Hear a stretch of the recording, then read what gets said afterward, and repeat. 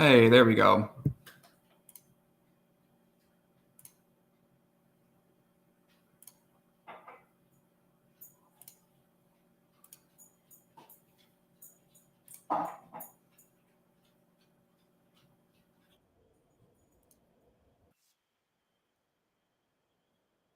Hey, sound check. Everything working all right? I'm gonna go back to the whiteboard today to go over some earnings and roadmap update 2023, end of 2022, all that good stuff.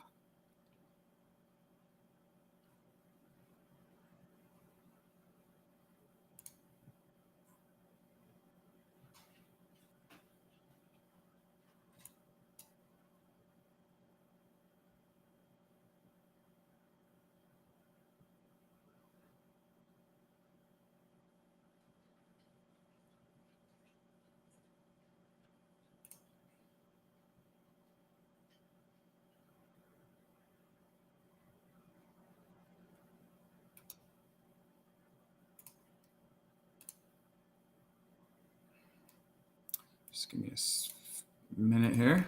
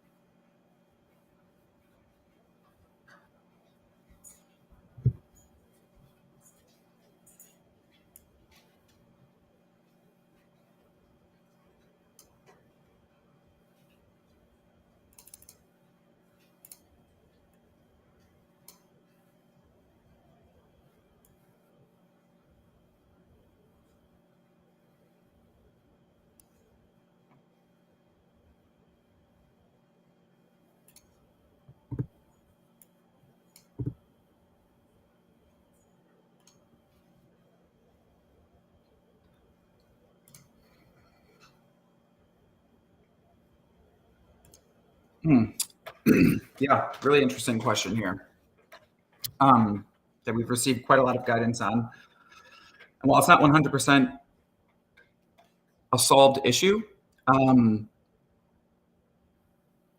big one is how we structure any sort of token sale that we end up doing. Those have to be through entities that exist outside of the United States as of right now. CryptoBlades itself and Riveted Games itself is a US-based company that's been operating since 2014, which is a really big help for us because we already are in the business of selling games. And the vast majority of what we do is transact with NFTs, much like a marketplace. And those are based on precedents, not necessarily based on regulation, but that's a very important aspect of how regulation is developed is on precedents. There are many US-based companies that are engaging with NFTs, like Fractal, OpenSea, even Uniswap has a certain organization and kind of Chinese wall, as you put it, between some of the aspects of their business that are challenging regulatory questions and operating their business of just fulfilling transactions and things like that. So as of right now, everything is good, safe. And if that were to change, we would obviously abide by any recommendations that we're giving. It's not like some sort of sneak attack. Yeah, there's typically discussion there because the United States is, on the one hand, they want to protect US citizens. For example, they don't really care about what happens in other parts of the world, as long as it's not causing harm to US citizens. And so that's where a lot of the regulation comes in.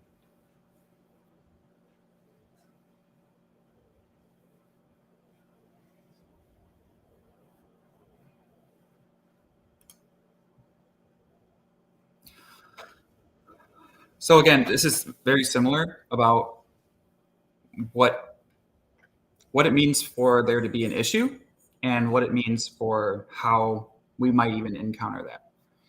Uniswap is a good example of operating a lot of the token aspects, fundraising, things like that, from a DAO group / offshore entity, and having their main line of business, which provides services and facilitates the movement of transactions, which is, up until this point, there's precedent to say it's an acceptable form of business for a United States-based company. Hey, welcome from YouTube. And as someone on Discord mentioned, you guys can use the built-in translation features on YouTube if you're not a native English speaker to get a little bit more clarity on what I'm saying. And hopefully the Google Translate doesn't terribly butcher what we discuss here.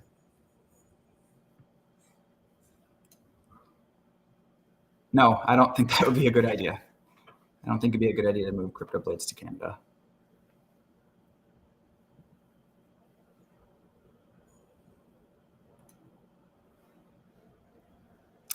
You have been able to play it already.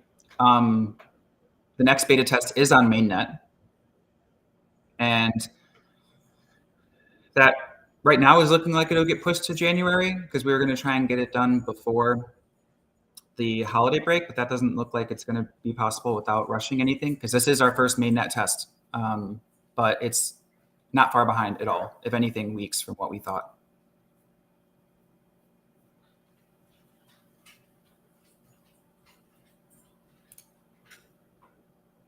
Yeah, absolutely. The U.S., while in the business of protecting U.S. consumers, also is right now in the business of killing off whatever it can't necessarily control. So on the one hand, it's a plus that we are a US-based company, but on the other hand, it's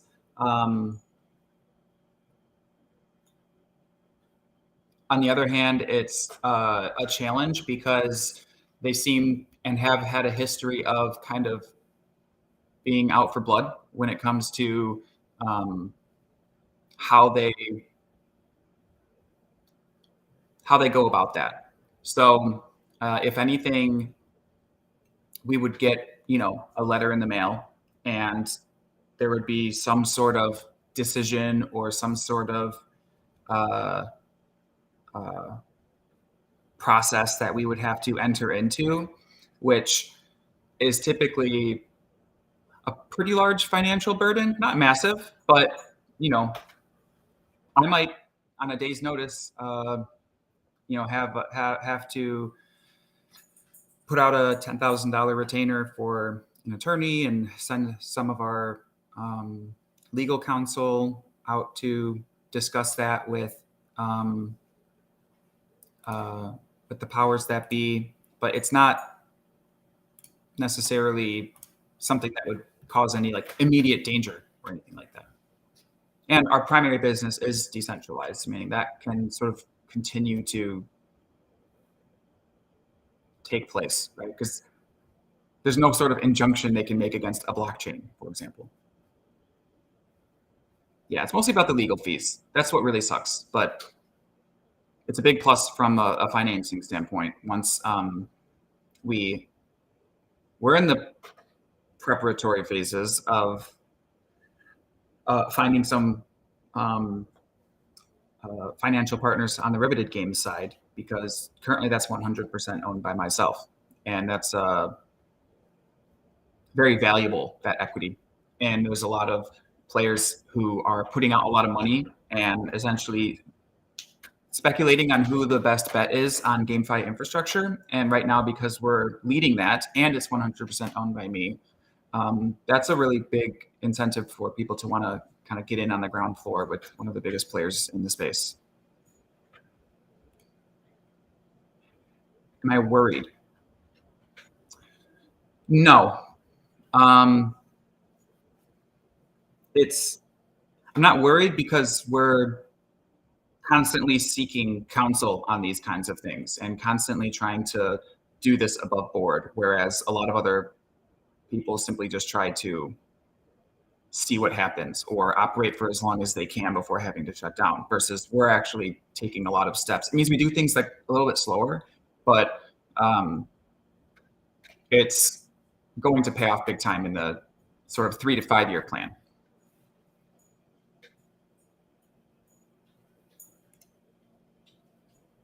Yeah, so one of the goals on the revenue share, the revenue staking and revenue share is any sort of initiatives where you guys are going to have information in order to make an educated decision about different economy decisions here. We're going to be providing all of that. So we have Dune Analytics dashboards that are getting set up right now by myself, and that will provide information on, do we want to go with A, B, or C, X, Y, or Z different changes for within our ecosystem, so that you guys can all make informed decisions there. And that'll be made available only to those that are part of the that are the RG token holders. Yo, Babak. Got Middle East checking in. Awesome. It's great that they still let you use YouTube for the time being.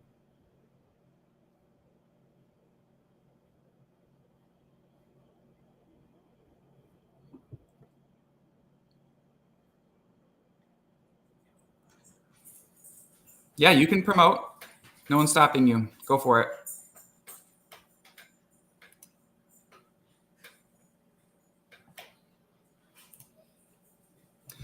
So these are some of the things that I want to be talking about today. I'm sort of co-working. Think of this as a co-working space instead of a stream. There's gonna be some work, maybe times where I'm not exactly fully just answering questions. But there's gonna be whiteboarding, all that good stuff. How much progress is done on CryptoBlades Kingdom? First question, Aswataman. Have you played any of the beta events? That would help me answer your question to know from what standpoint, either from the very beginning of CryptoBlades Kingdoms or from the last beta. So maybe post me another question of where your last experience with CryptoBlades Kingdoms was, and I can tell you where we're at based on that. Did it really just change? Come on. Why is it doing this?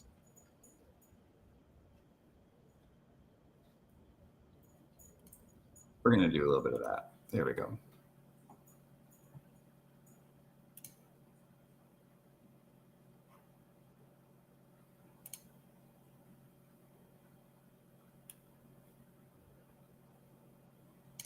Awesome. Now I got the numbers I need.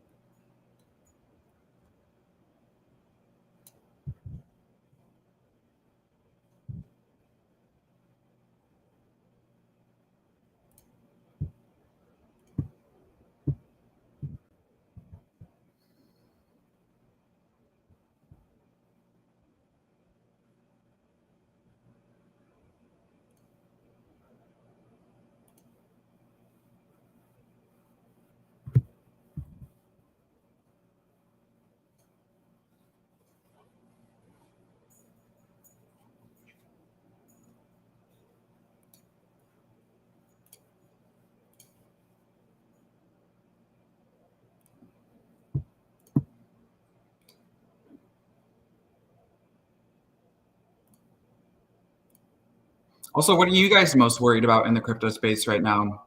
What are some more macro things that are challenging at this time? I'd like to hear kind of what the perspective of the general community is outside of my sort of own perception and perspective.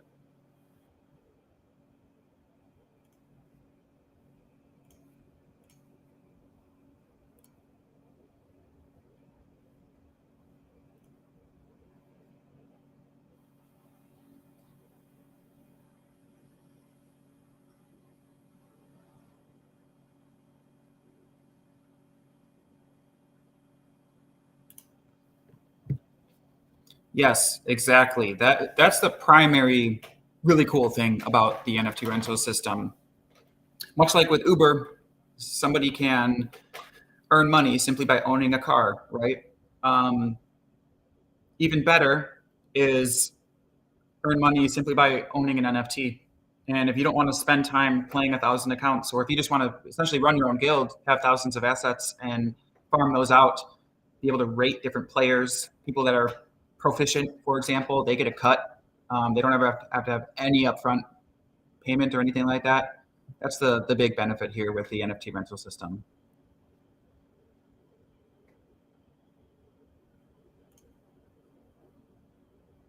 Awesome, awesome, awesome. That's great to see, Naveed.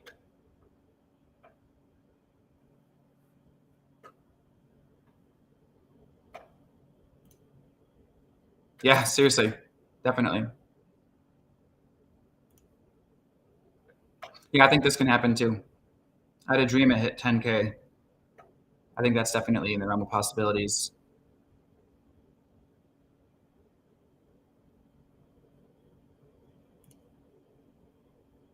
Yeah, we have some automated Valor arbitrage bots that are still a work in progress, but what these would do is also help to um, automate certain values and floors for Valor for it to be profitable.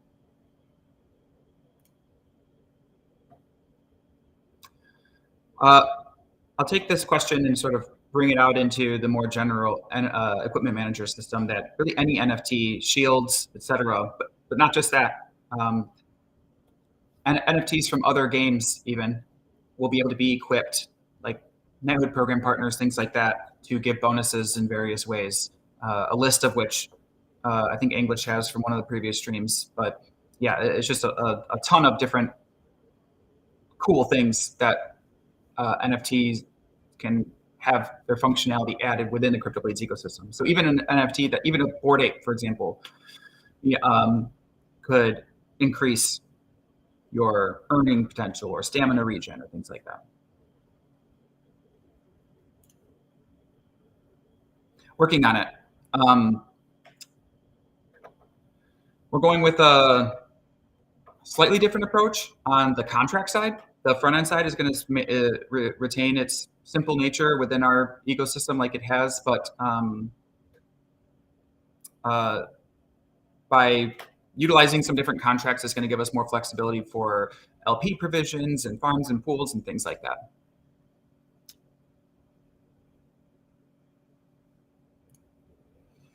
Right now, it's looking like 30 to 40% reduction in fees.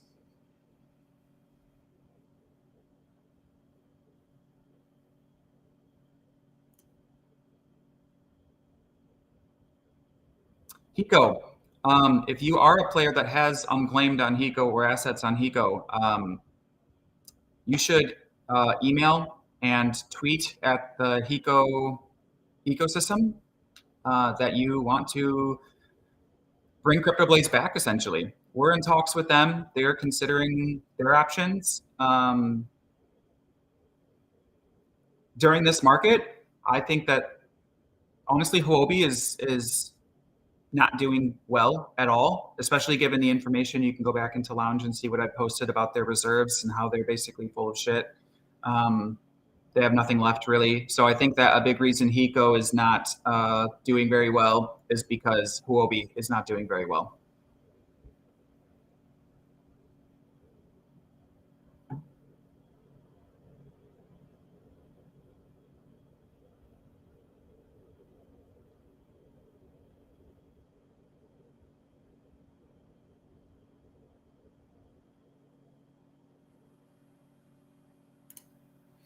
OEC is significantly more active, and OKX is in a better place, but that's not really, like compared to what, right? I mean, even Binance is showing that they're not invincible, and OKX and literally every other exchange is in really hot water right now. They, between the withdrawals and lack of deposits, they're struggling majorly. Nobody necessarily expected things to fall this fast. In fact, they usually, for those who aren't aware, are usually the ones that dictate the bear and bull cycles. However, that was taken out of their hands by the variety of sort of flock of or herd of black swans that occurred this year, beginning with the sort of bearish sentiment that started off 2022, which accelerated when it came to the Luna crash fiasco, which accelerated when 3AC had to liquidate all of their assets, Three Arrows Capital, which continued to accelerate when those that were reliant on 3AC and who had major exposure to Luna also failed, which then sort of all came full circle when those that were reliant on FTX and Alameda also imploded. And that has then now spread, and they call it a contagion, right? Why? Because you have all of these different resources that are either driven by the financial backing of these entities, which no longer exist, or driven by the real exposure to the plummeting asset prices of all of these various assets. For example, the whole BTC crash happened specifically because BTC was used as a reserve asset for Luna Classic. And when it depegged, they sold market sold billions of dollars worth of Bitcoin, which dropped the Bitcoin price artificially, I would even say. Now we're kind of into now we're into this space where people are trying to predict the effect ahead of time of the next dominoes to fall. That's like DCG, $1 trillion fund, essentially. I mean, as far as I'm aware, giant venture capital firms that are having to eat losses. Venture capital is essentially holding the bag though right now too, which is also why funding is not coming into the crypto space right now either. And so new funds are essentially coming out of those that are inexperienced in the space, because those that are experienced in the space were already there. And if they were already there, they're already affected. What that means is that the funding isn't necessarily going into necessarily the most intelligent places. So they're going to get burned. They're going to learn through experience, but they're going to get burned. It's going to be a while. And then, of course, we have the reliance on the United States financial decisions. I wouldn't even say situations, right? Where we have the interest rates, which have really gone off the charts. That puts pressure on banks. So even traditional funding, debt financing. So forget about venture capital funding, debt financing, which is also a very common way to fund any sort of business in general, is slowing down extremely. Even if you're looking to buy commercial property, it's not even a matter of what kind of interest rate can you afford right now, but they're worried about being squeezed, and they're worried about a potential bank run. Bank run meaning what happened with FTX, but with respect to banks, like what happened in 2008 when we had all of these mortgages that people couldn't pay on anymore, right? Banks sent money out to essentially purchase assets that people said that they could make premium payments on. They ended up not being able to do that. Money wasn't coming back into the banks. The banks were extremely illiquid. They had to start selling off real estate. What does that do? That drives prices down, just like it does with crypto. So that's why housing markets crash, is when banks start to get squeezed. That's happening now in the United States. That's going to be happening for the next 3 to 6 months. But in general, the economy is on a roughly 3 to 6 month.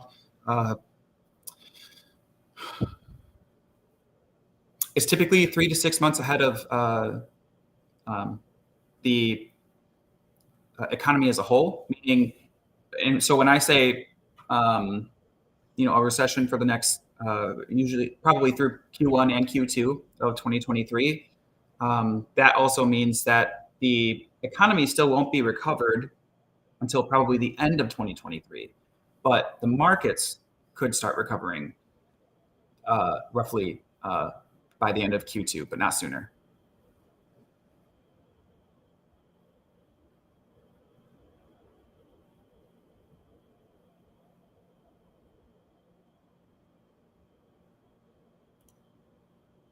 Yes, the buybacks for Valor will be manual until the bots are in place. LBank is currently inaccessible. That's not good. Yes, there will be a pool in CSC.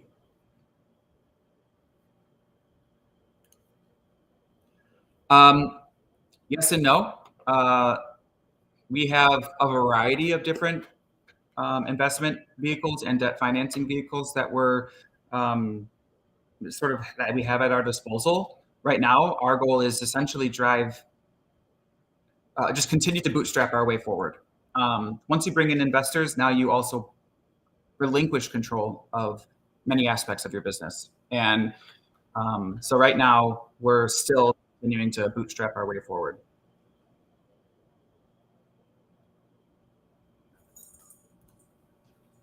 Great question. You really can't go wrong with Scale. Completely free to get started. Aside from purchasing you already have NFTs, so great. Yeah, you can definitely get started in Scale. You're going to have no risk, essentially, so it's lower rewards, but it is also the best place to use your unclaimed to purchase weapons and other NFTs and essentially increase your value of your total value through NFT acquisition. Plus, you can still keep that unclaimed for when we have our grant funding distributed there, as well as we received a additional liquidity within the Scale ecosystem, which I'm very, very excited about. We're just really getting some of the last pieces in place for that, which means you wouldn't even have to bridge over to BNB.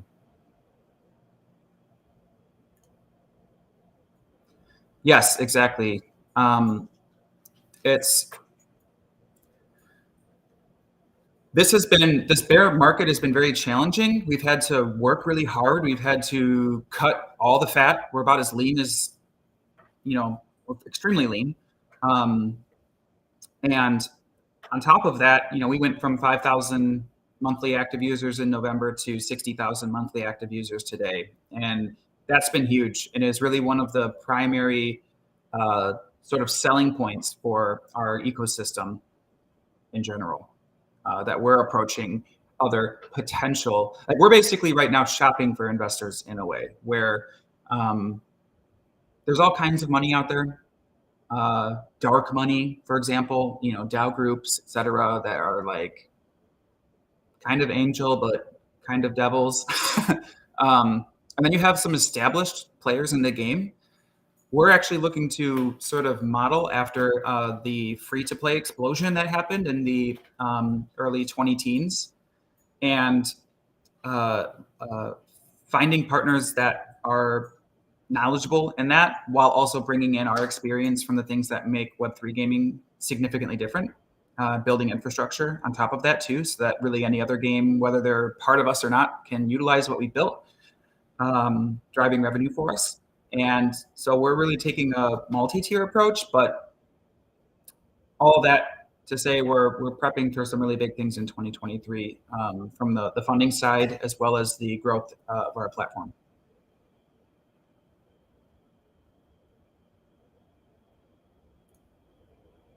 All right, yep, this person knows what they're talking about. That's it.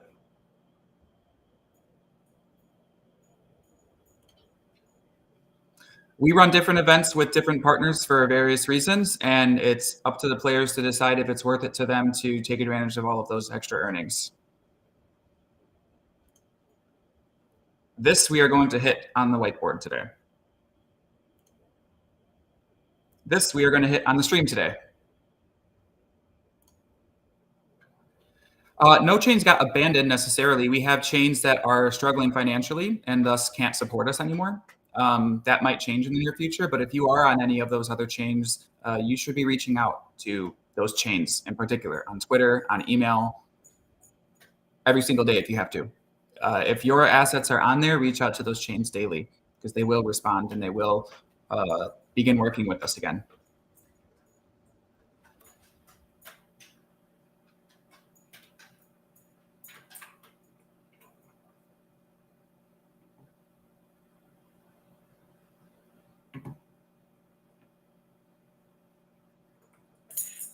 Okay, I'm gonna take a pause. Oh, my dog Blue just came by. Hi, Blue.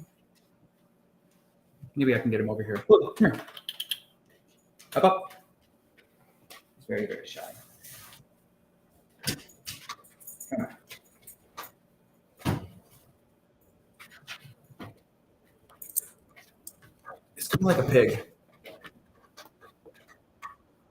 You want to say hi? He's very shy.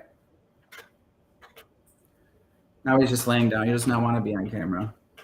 It's okay, Blue. He's also not a lap dog. Can you just say hi with your face? All right, I'll put him down. There he is. He's a big, big boy. He's a good boy.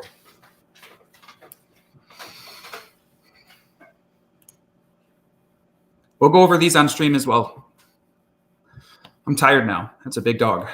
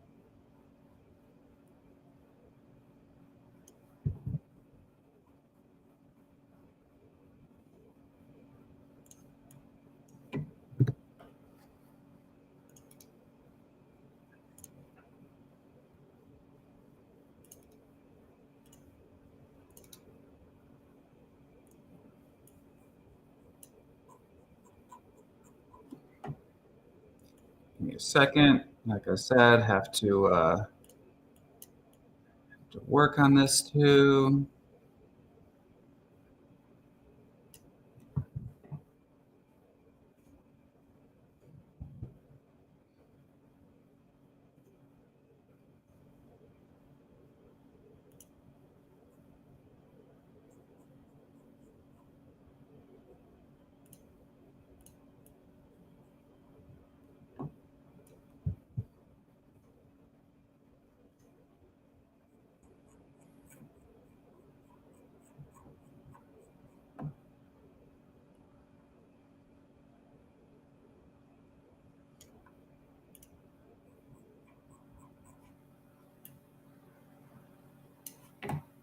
Oh, you freaking kidding me.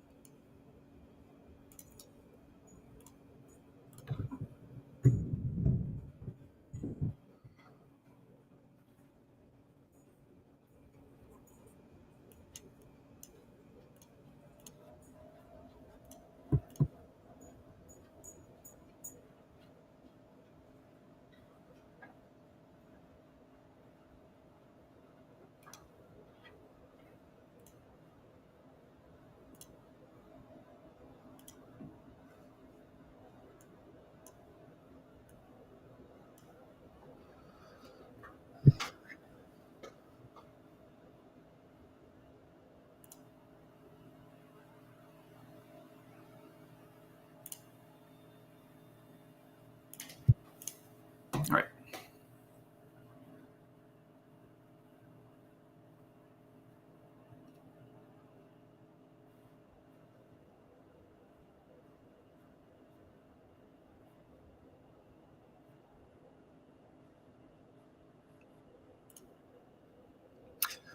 So this is a good question too.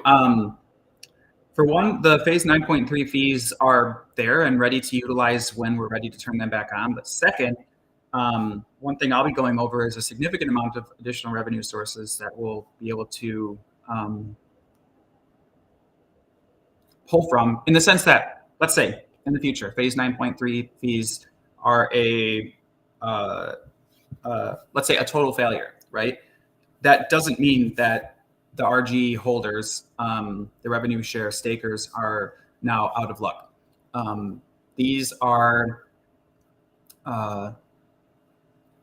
it's extremely valuable to us to have a significant amount of skill locked away, while also having a significant amount of skill available for driving traction. And if that means using other areas of revenue to continue paying out this profit sharing, that's totally reasonable and is exactly what we would do, in the same way that we've found many, many different ways to continue the earning structure in CryptoBlades. The same goes for the revenue share stakers as well.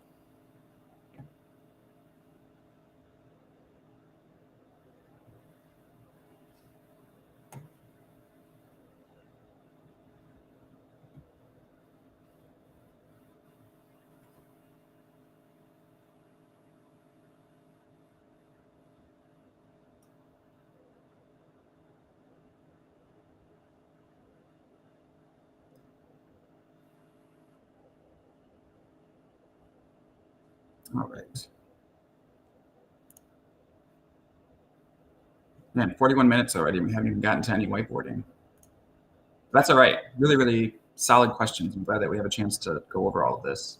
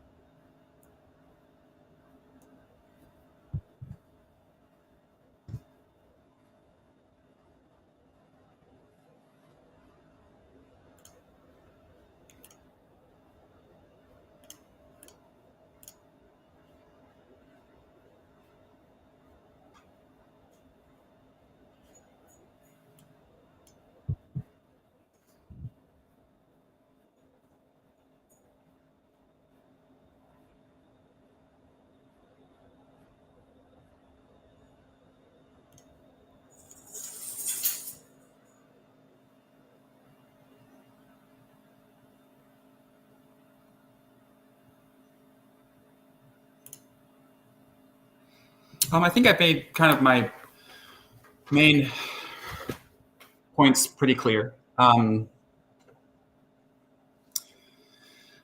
It's a really tough thing, having to live on both sides of, like, it's not just even two sides, right? It's like many, many different viewpoints on how things should be done. On the one hand, I want to show appreciation to the entire community and make things available to the entire community that are simply in, quote unquote, the spirit of Christmas, or giving things to our people who are here today, participating in things, giving them an opportunity to purchase some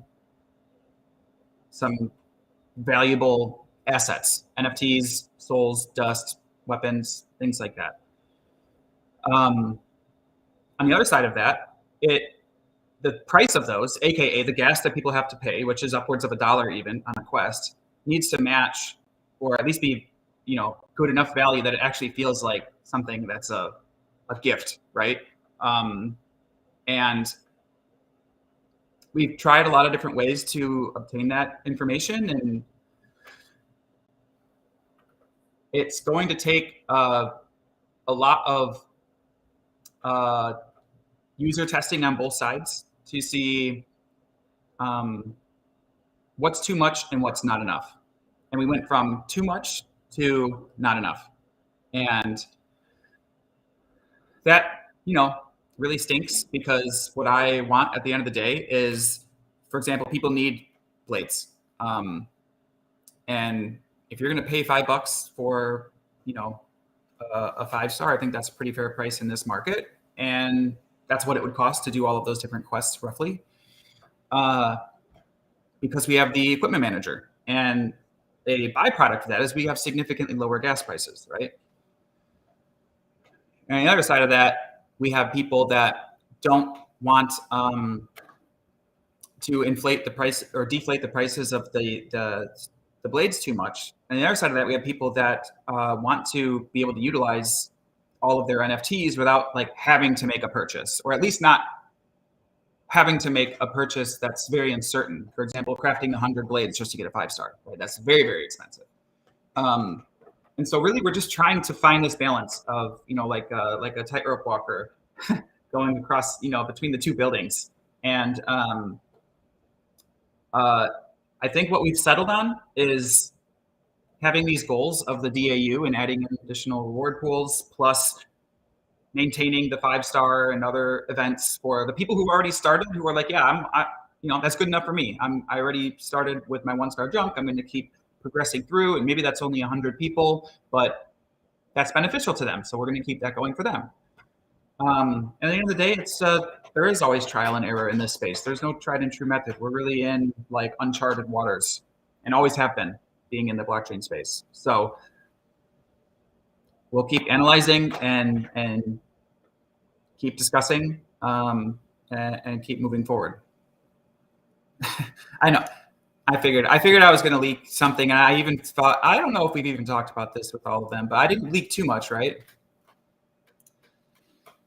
Isabella's probably banging her head against the table right now.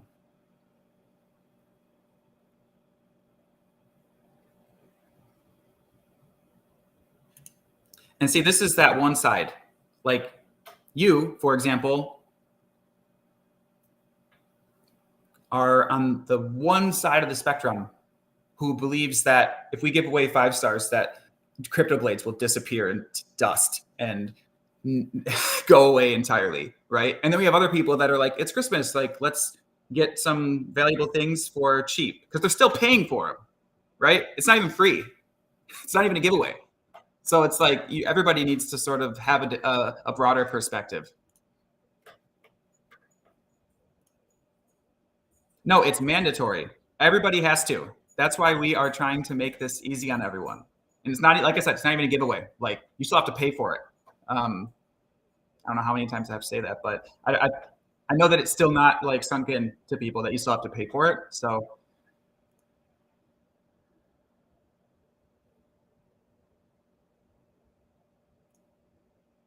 and what does that matter? To the end user, honestly, they don't really care if they pay to us. That's what we've seen. That's what the data shows. They don't really care if they pay it to us. It's not like, oh, we'll pay CryptoBlades $1. No, they don't really care. $1 is $1 to the end user. To somebody out in who knows where, they're on a cell phone and can barely pay for their internet bill, let alone pay $1 for a cryptocurrency. And so that's why it's needs to be said that they're still paying for it. And so somebody, me, has to be the one to say that and to inform people of that. Because most people, they have a hard time going outside of their own perspective on things. Whether that's Western, Eastern, first world, third world, haves, have-nots. You have to go outside your perspective.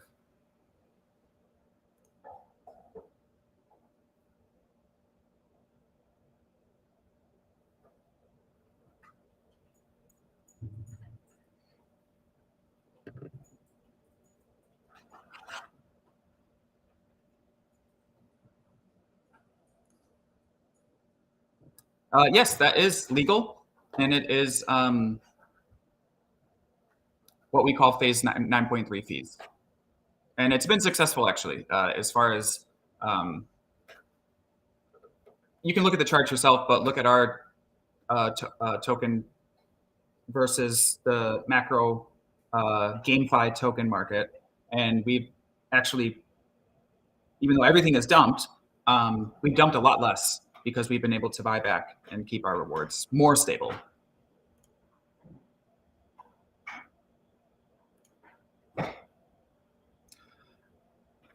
So the first thing is, you are right, we are stressing ourselves. Why? Because we are a business that has consumers, and those consumers do live on not just this side and that side, but they live everywhere. And that is our job, to not please everybody, but find a path forward. And sometimes people get left behind, in the sense that whether it's things are too expensive or things are too cheap or what have you. we're not in the business of pleasing both sides or everybody. We're in the business of making sure that we're continuing to drive traction for all of our products, continuing to improve the size of our user base, because that's going to be the most valuable thing, and is the most valuable thing in the crypto space, is users. And as I mentioned before, we have roughly 60,000 monthly active wallets and 20,000 monthly active people, the people we get from Google Analytics and various other sources. But that's huge in this space. In fact, if you look at different charts and things like that of like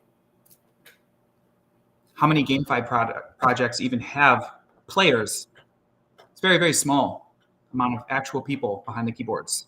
And that's our main strength, is bringing in more people and keeping things both accessible and profitable and even fun, and having a great community. That's why we spend this much time on our community and as a whole, not just sides of our community, but the community as a whole, because that's also one of our most valuable assets as a company. And it's not that we don't get anything in return. We gain because that's the reason we've gained so many users over the course of this bear market.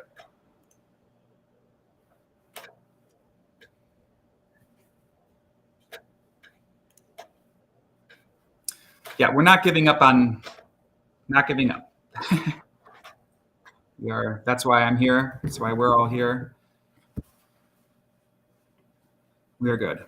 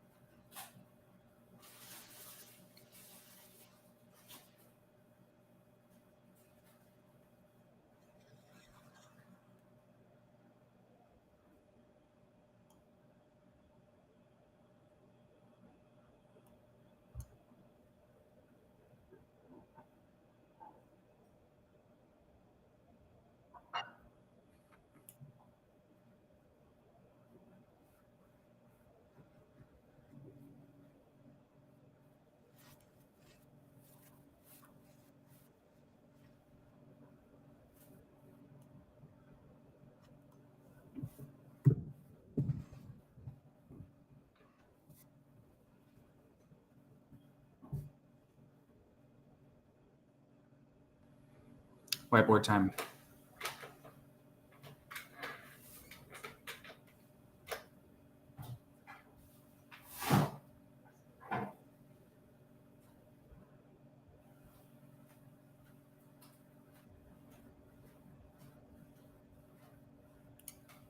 All right, before we get to the whiteboard, this is a really good one. First, there's a lot of definitions here.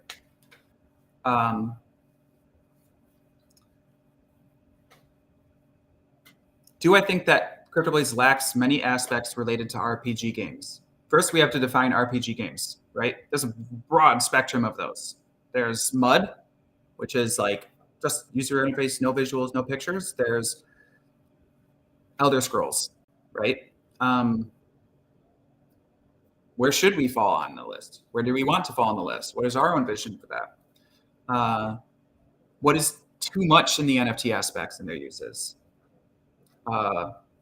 Do we actually lack the RPG essence? Those are the better questions to start with. And then finally, if we're in the blockchain space, we need to look at how we can actually run a business in the blockchain space. One of the things that we saw really early on was the infrastructure simply did not exist. We had to build it.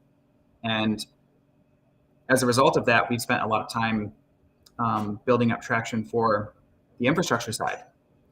Kind of like how Amazon couldn't really sell books online until they built all of this online infrastructure that now is the entire backbone of the e-commerce industry. And that's really what we're looking to do with CryptoBlades. Yes, we're still going to have games, just like Amazon still sells books. And also, we're doing a lot of other things that are much needed. And at the end of the day, you need to have a product that you can sell to people. So we have the play to earn aspect, click to earn aspect. Like, what would you rather do, right? Have to play 8 hours a day to earn 10 cents a day, or play for 10 seconds a day to earn 10 cents a day? So I feel like click to earn has a ton of uh, a very promising future.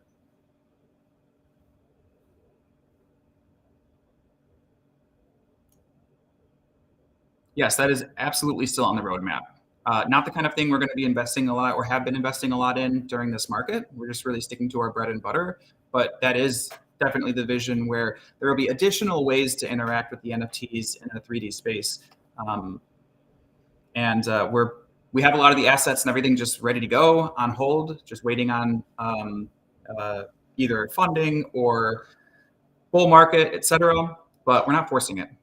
We're sticking to what is working right now, which is one of the most important things for really any business to do in this environment. All right, I'll pull up some whiteboard stuff. Actually, I'm going to get some coffee. Blue, can you take over for a few minutes? He walks away. All right, I'll be back in a minute. Get some more coffee.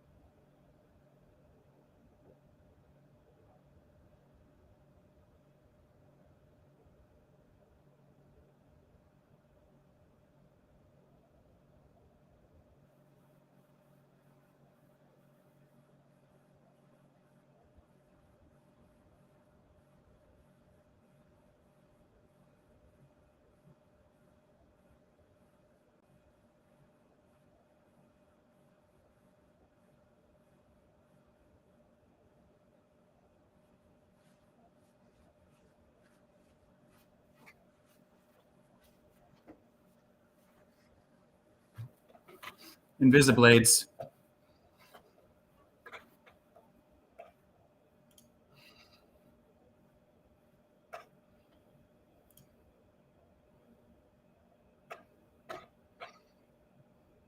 Coffee stream.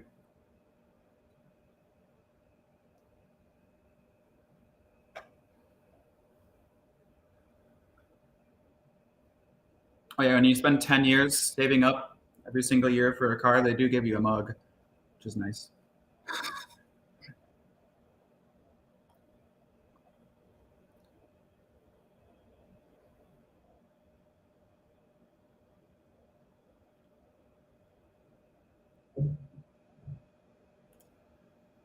Yeah, I actually do want that too. I do. I just have to run a business and I can't just make things I like, unfortunately. And we will, just not right now.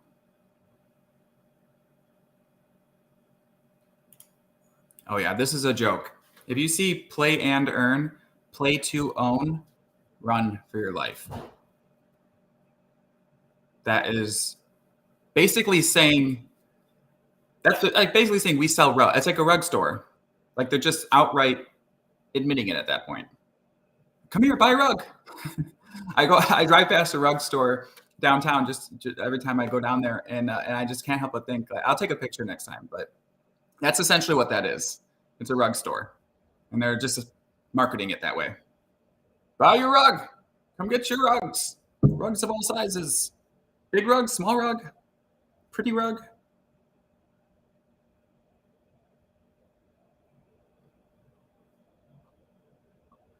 Is that a wig hanging on the wall? I mean, I guess it could be. I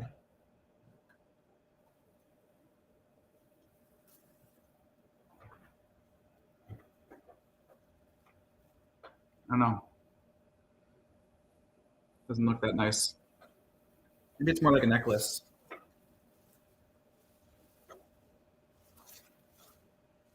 I don't know what this is. I didn't buy it.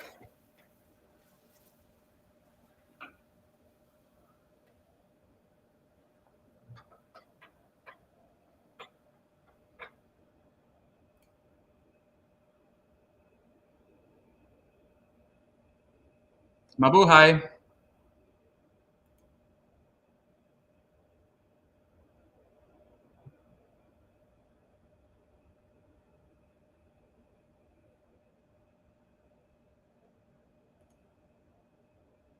It's a dream catcher. Okay, cool. Good. If that's what that is, then awesome. I need those. I have crazy dreams. Probably half the nights of the week, my wife wakes me up because I'm just like flying around. If Rain King's around, he's the ultimate dreamer. Whale King. He's probably here. Watch him pop up in chat. It is a little early in the morning for him. It's like 10 a.m., but if he pops in, he's the ultimate dream man.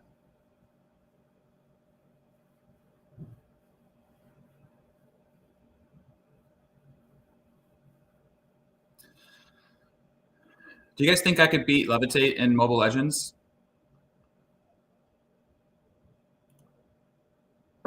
Yeah, pretty much. We're really just focusing on our revenue generating areas of business right now versus the more innovative sides. We just paused it.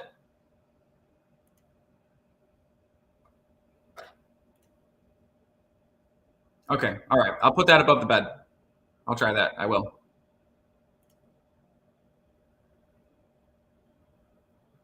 Okay. So my shampoo is in a bottle that just says shampoo. Doesn't help much. It doesn't. I shouldn't say it doesn't really matter what I use. I mean, honestly, this isn't how I really like my hair when it's all like frizzy like that. But I don't know. I kind of want to have my own line. I even have the design in my mind already too.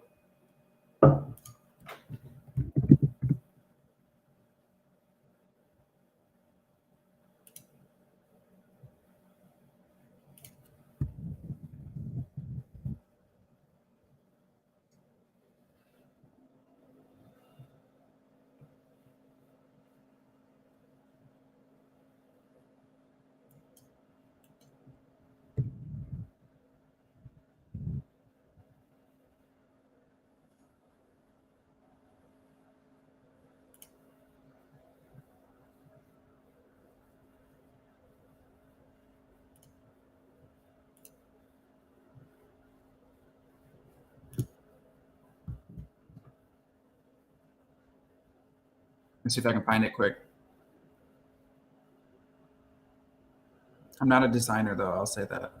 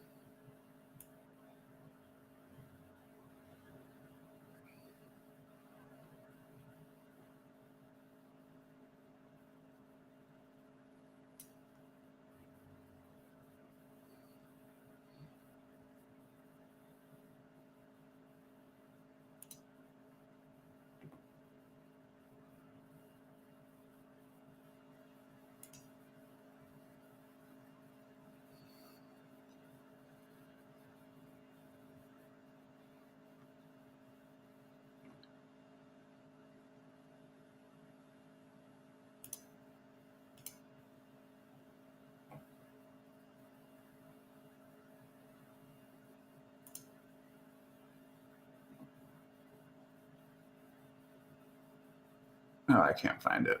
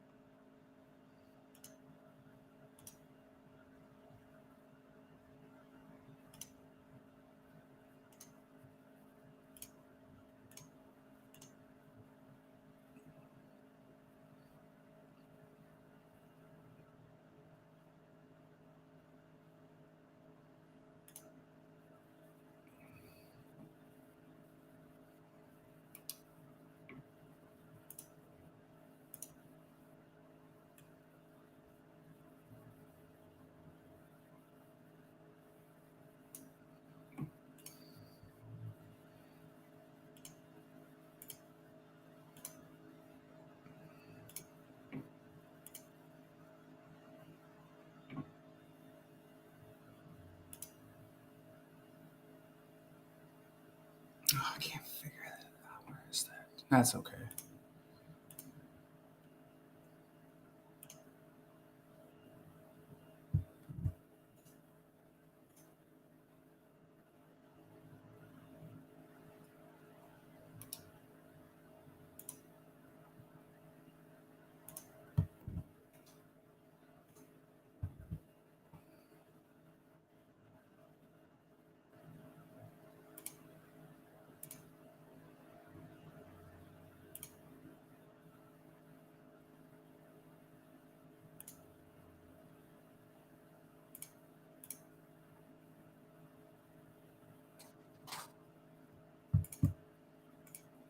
That's all right.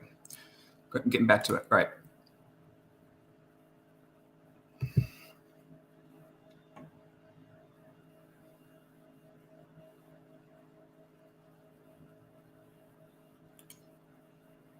Yes.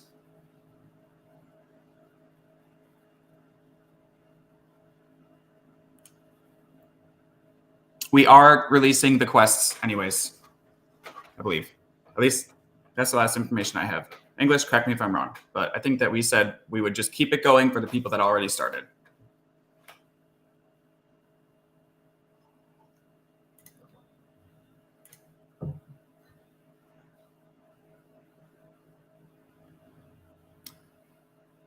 So, do you think I can beat you in Mobile Legends?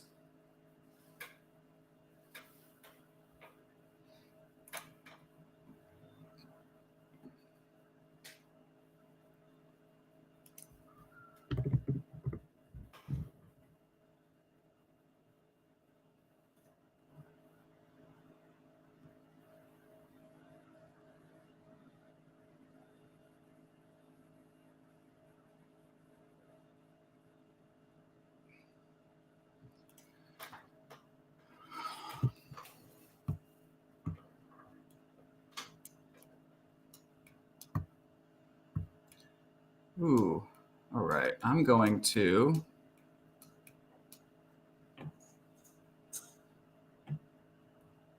head into the whiteboard section.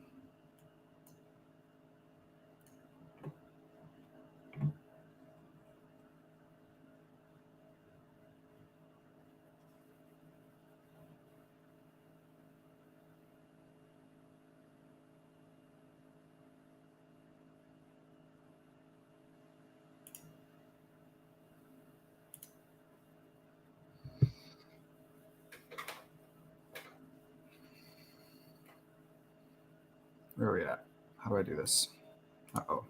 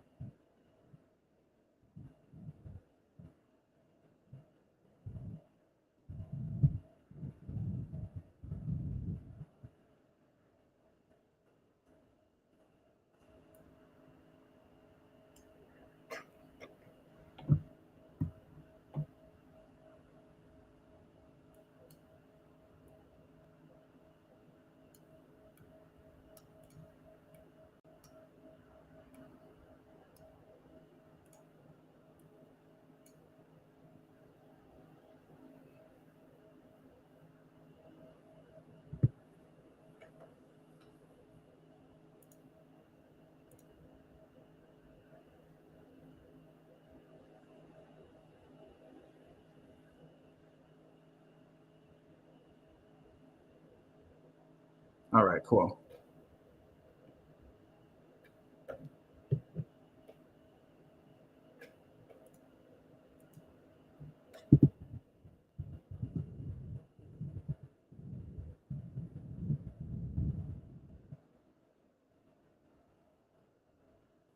Actually, what I want to do is this.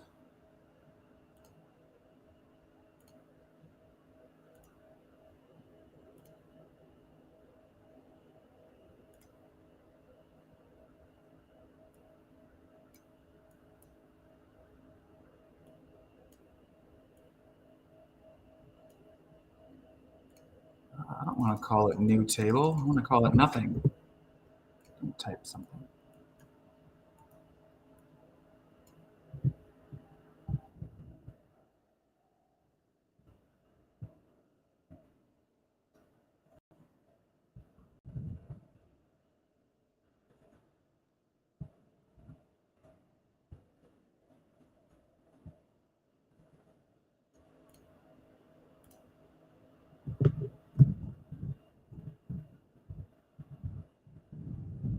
I cannot type today.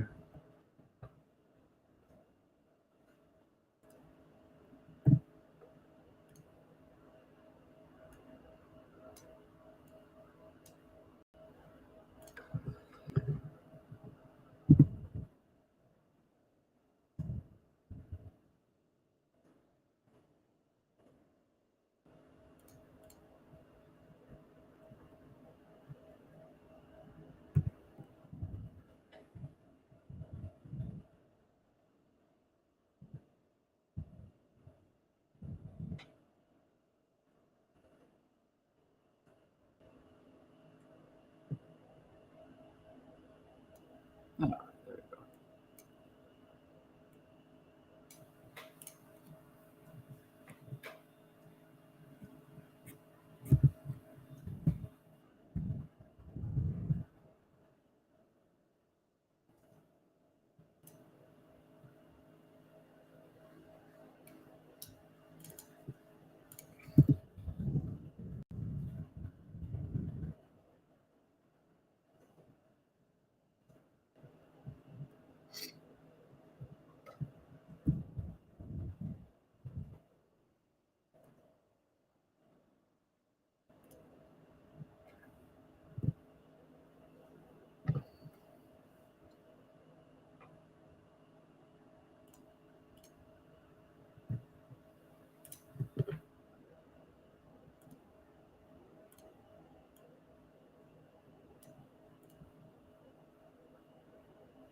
Ooh.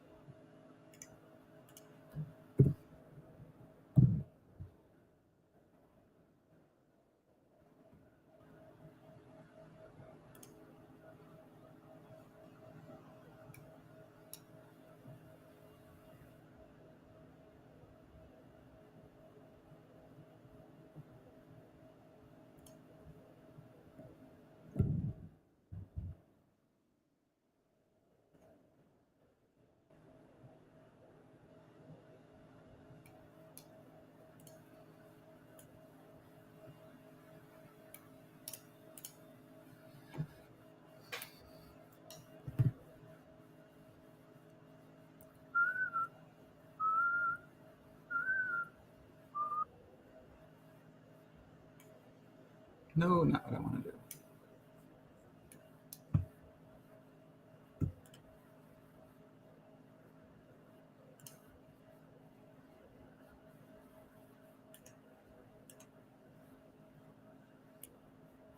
That's it.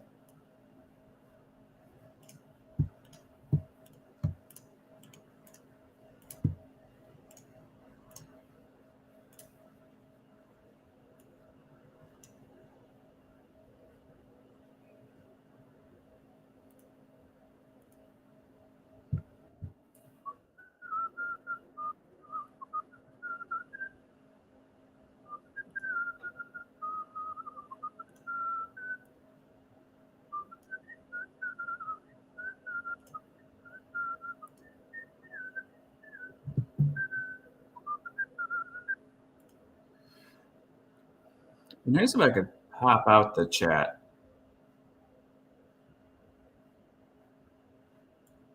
It's not.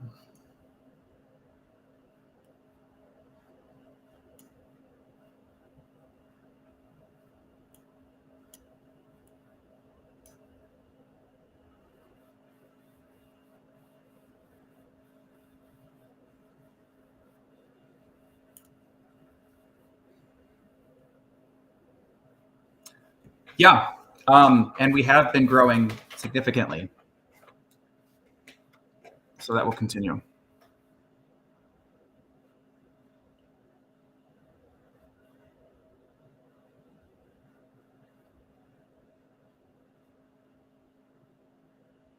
All right. There's more here. I am just kind of giving there's a lot going on here, right? For any project to do in a meaningful amount of time. But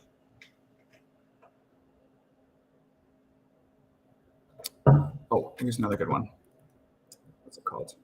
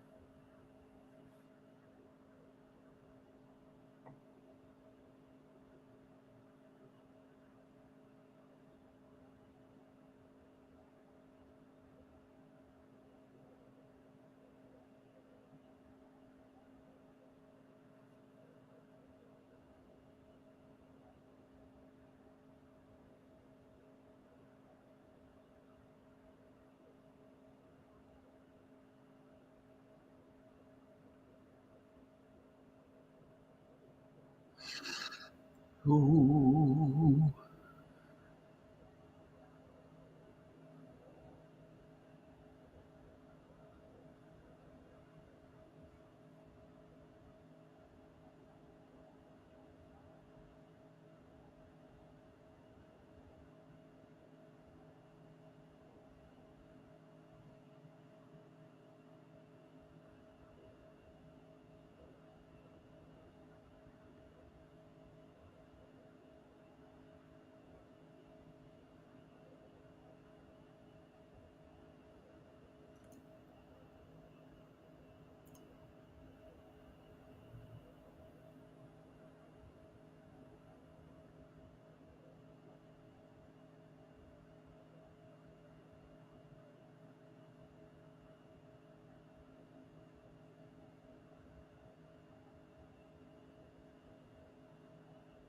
Okay. It's a pretty good start.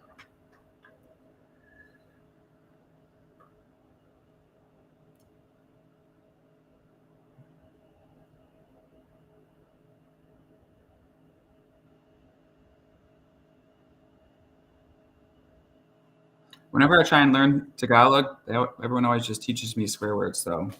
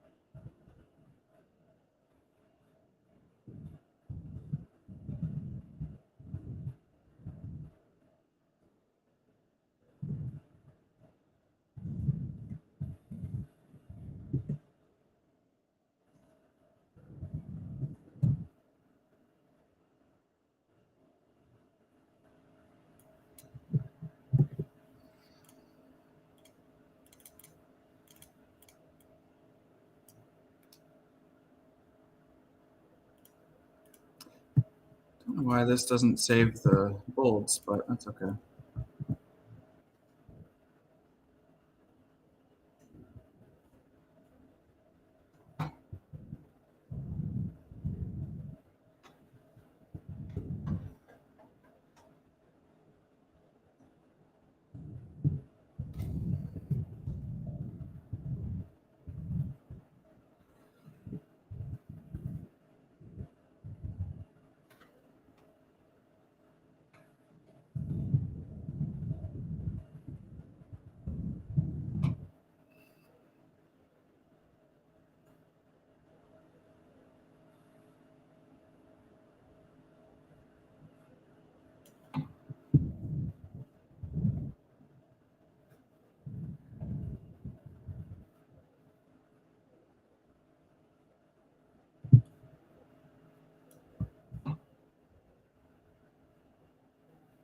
Some questions.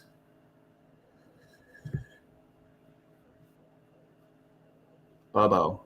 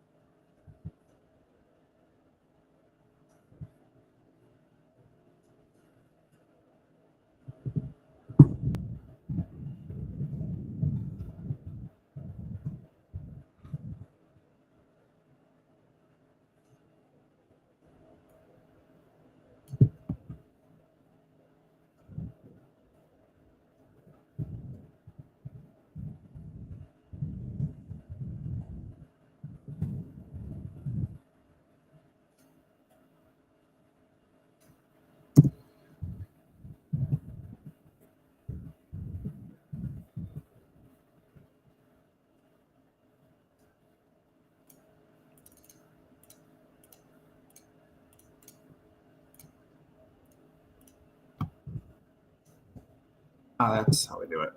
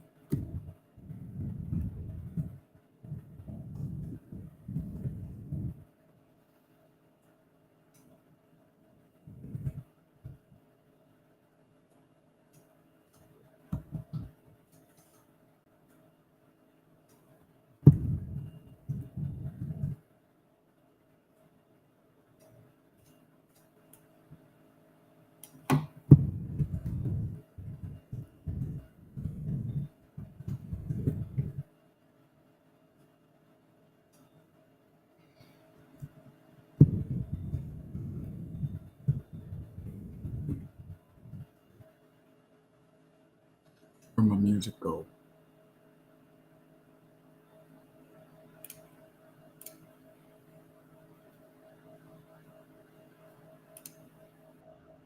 I could use something a little different though.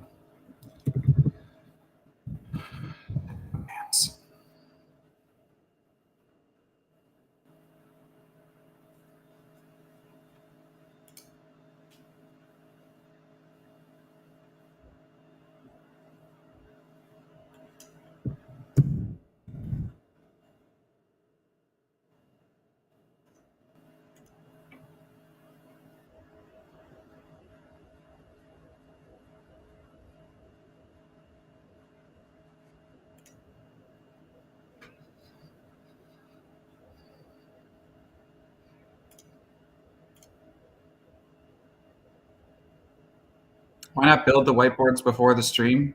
Bro.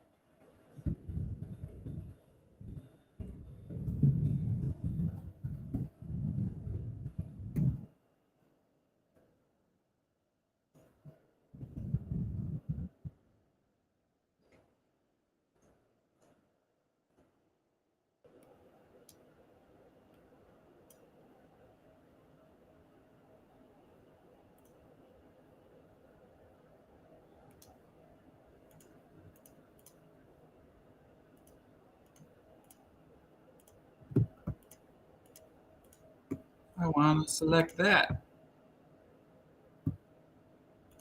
There we go.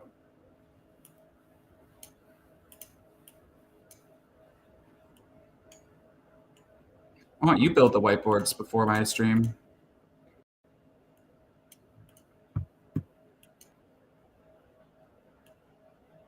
You just get to see where the magic happens.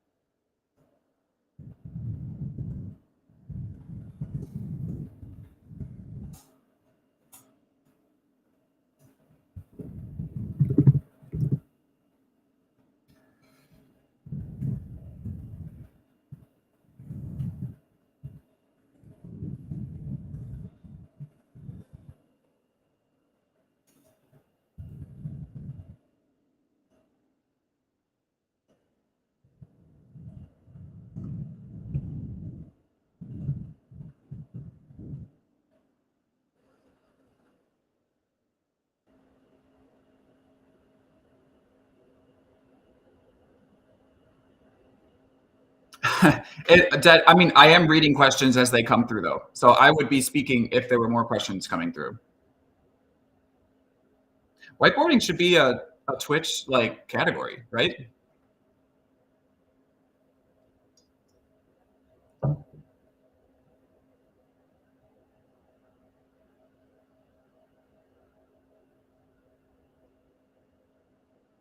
So many huge things coming. That's what she said. It's going to be launched on BNB and will be available on our other chains shortly after that. Basically, just getting it down on one chain first, and then on Scale and other chains. For some reason, this song always reminds me of like driving at like 5 a.m.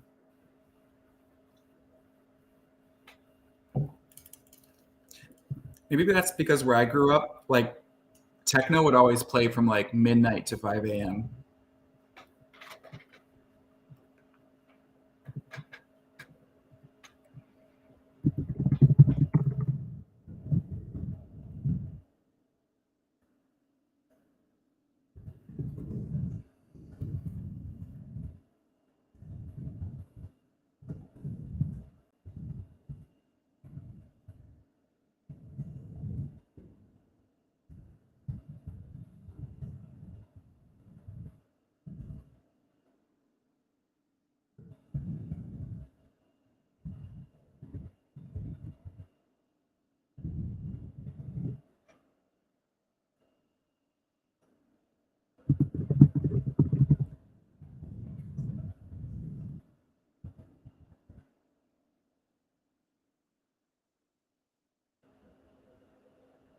Yeah, there is. There's definitely programming on Twitch. I think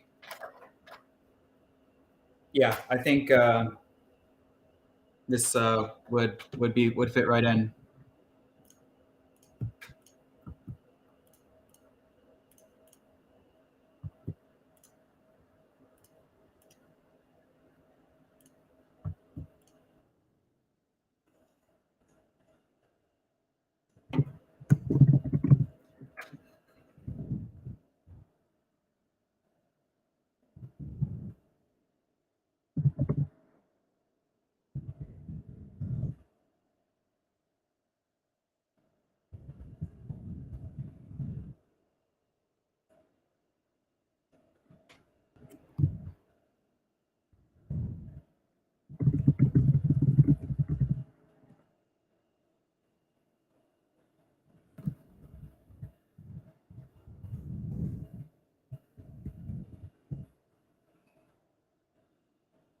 Also, to answer the question about why whiteboard it now, this information is all out there already. I'm just highlighting, essentially, very specific aspects of what's coming, when, and why. So, yeah, that's kind of why I'm doing it this way. And it's an important aspect of, sharing what's coming.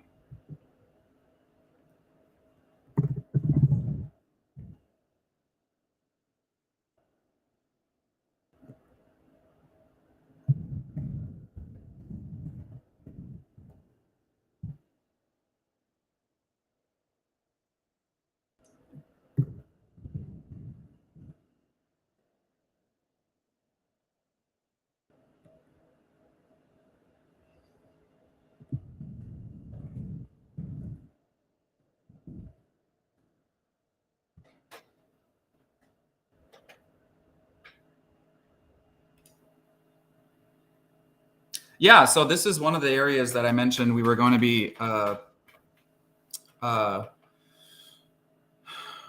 receiving support throughout this entire BNB campaign, which is another one of the reasons we've had a significant amount of traction. And yeah, it's been great. They've been huge with getting the word out about what we've been doing. So apparently my music is, there we go.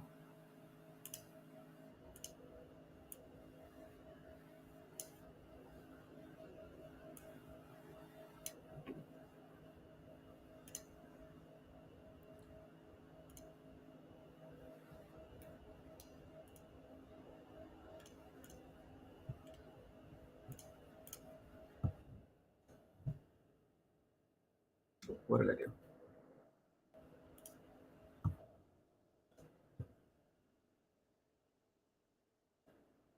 What am I doing? Something's wrong.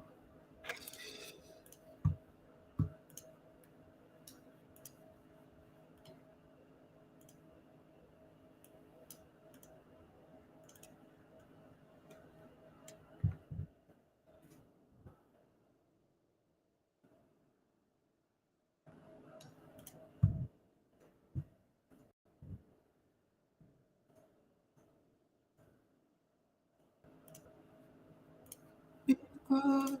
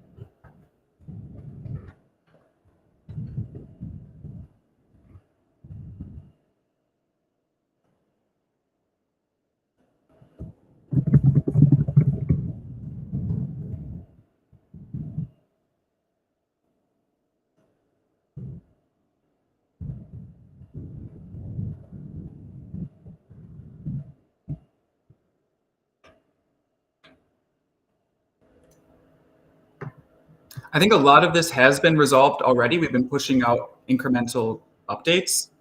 There are still some things that need to be improved, but it is getting significantly better. We've been tackling bugs one by one.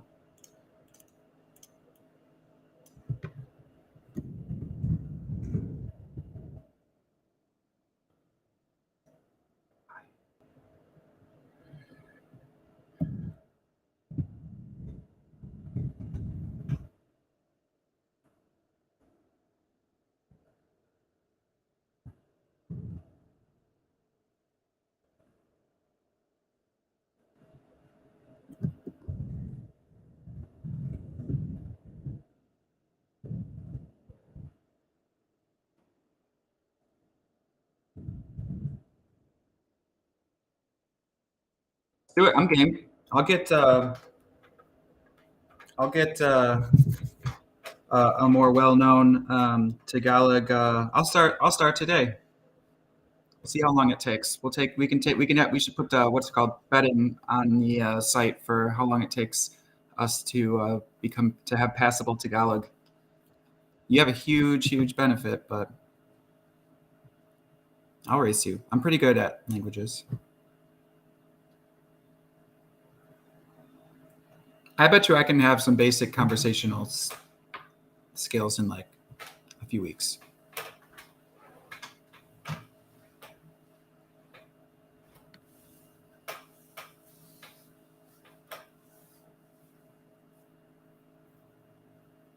Yeah, Hindi would be good too. Just learn all the languages of all the hundreds of millions of people that we wanted. I mean, I did pretty good with the Bahasa for Bounty.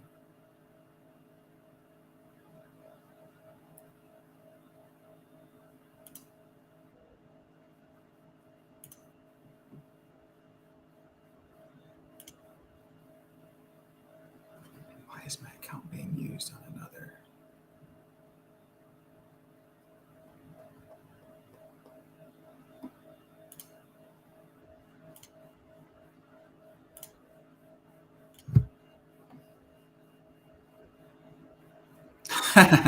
Well, I mean, basic conversational skills. I mean, any conversation about any topic is not very likely in a few weeks, but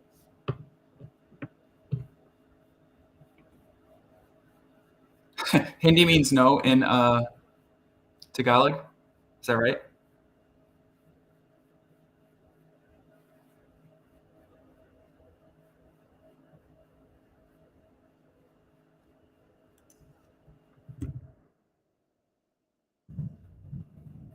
Funny.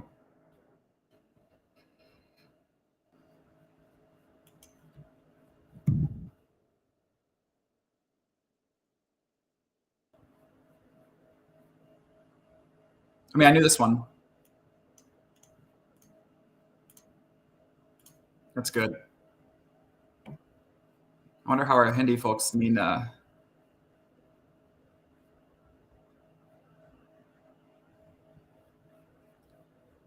Puede means maybe. That's funny because that's knowing in Spanish, or not knowing. Cannot.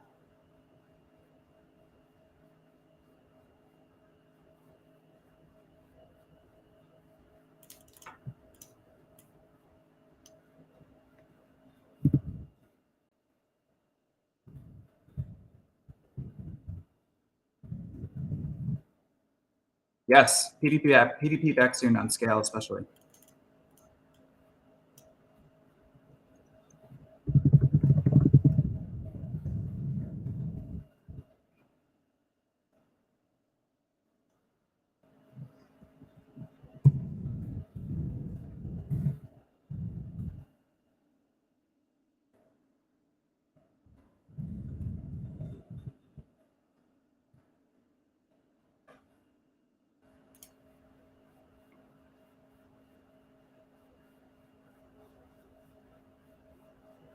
Okay, legit.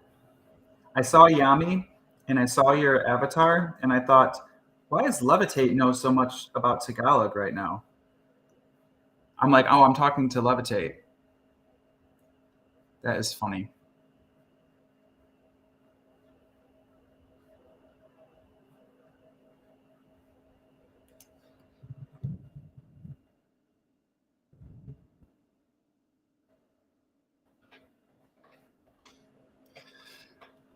Honestly, guys, this is a lot here.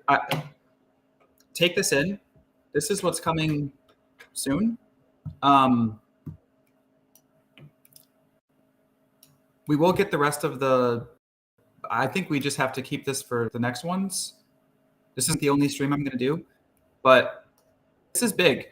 What we have going on here.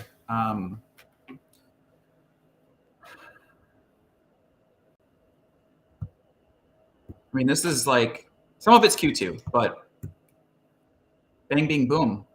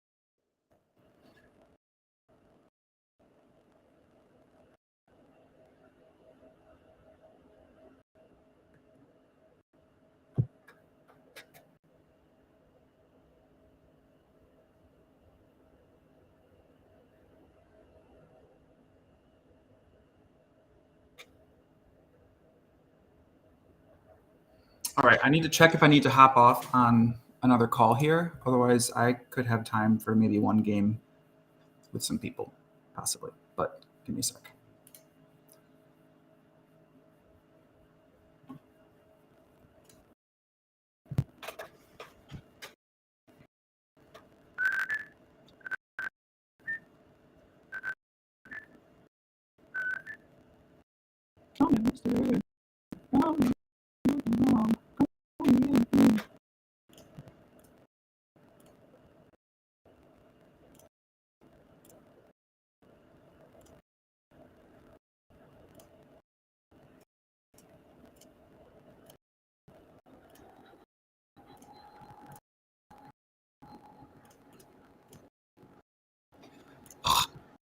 Work.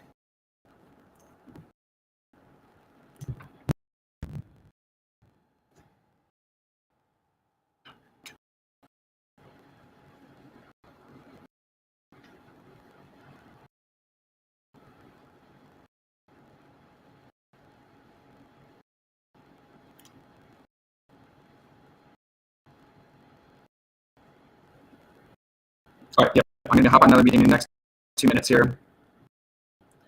Then we can hop on for a game. I will post this to the Lounjo.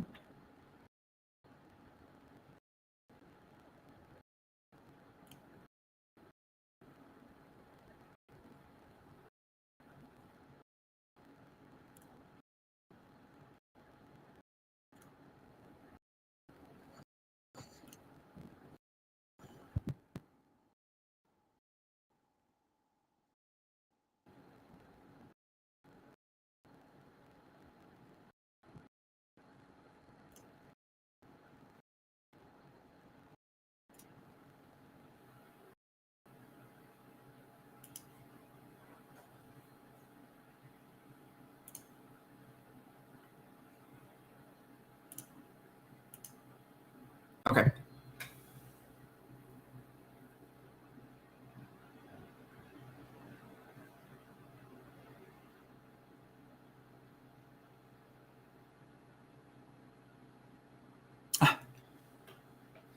Imagine being rude by your own.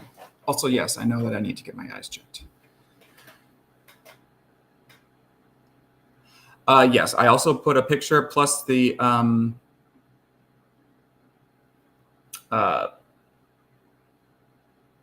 link Mr. English has so that you can see it all as well.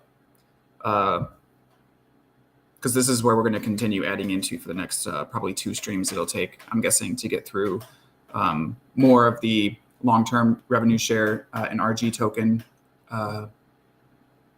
roadmap, and then the sort of year-end review of our ecosystem, player base, all that good stuff. When Moon, I mean, we've been there, just like, we just have to go back. But we've been there. There it is. So yeah, I got to hop on a call, everybody. I'll probably be back on, maybe just to do a game or something with anyone who wants to join. So if I know it's late for a lot of you, but in roughly 30 minutes or so, if that is something that some of you guys want to do, I'll be on North America. We can do a game. I'll stream it. Should be fun. So thanks, everyone. And yeah, to be continued. We're going to try and get more of these in. I keep saying that, but I'm rest assured when I'm not here streaming with you guys, I'm working very, very hard every single day. And I also value this community and all of you. And you guys are what makes all of this hum, right? So in the future, the more I can be doing this, the better, I think. And so that's kind of my goal. And I will chat with you guys soon. Head over to the lounge if any of you want to organize, say, hey, I'm available on NA. I'd like to play in 30 minutes or so. Let's get together. All right.